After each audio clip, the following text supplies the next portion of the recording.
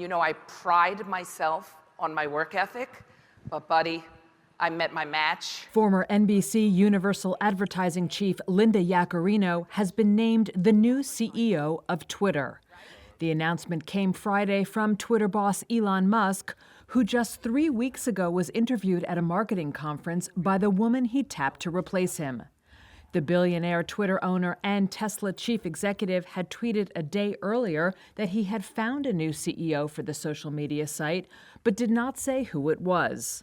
Yaccarino is known for having modernized NBC Universal's advertising business, something Twitter is in desperate need of, with Musk himself earlier this year acknowledging that Twitter had suffered a massive decline in ad revenue since he took over the platform in October. Yaccarino's hire should also appease Tesla investors who complained Musk's Twitter acquisition had distracted him from operations at the electric car maker. Tesla's stock had its worst year in 2022, losing 65% of its value. Daniel Ives is managing director at Wedbush Securities. Look, I think for Musk, this was the time to give the reins to a CEO. Twitter has been a nightmare situation for him in terms of the balancing act. Tesla investors are popping champagne that Musk is giving up his CEO role. It's been an overhang on the stock, and I think it really comes to the right time. Yaccarino had quit her job at NBCU just hours before the announcement. Her exit is another big blow to the entertainment giant, which just last month announced that CEO Jeff Shell was leaving after acknowledging an inappropriate relationship with a woman in the company. Yaccarino's exit also comes just as NBCU is preparing for its annual upfront presentation to advertisers on Monday at Radio City Music Hall. Yaccarino could not be reached for comment. Musk tweeted that he would now focus more on product design and new technology at Twitter.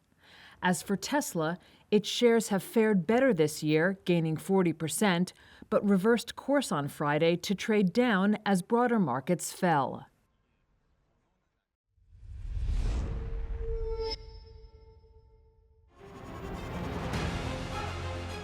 Email exchanges from inside the BBC, they talk about the risk of violating Indian laws. It's easier to rake up the freedom of speech debate, but does it give anyone a free pass to knowingly violate the law? America supports India because it needs India's support in return. And India is working with the US because it suits India's interests. This is how geopolitics works. Last night, he diffused a crisis with his defense minister. But today, Netanyahu was confronted with a new problem. His cabinet seems to have rebelled against him. The UK is looking at the Indian subcontinent to fill its coffers. That India seems to be negotiating from a position of power, like a partner and not a former colony.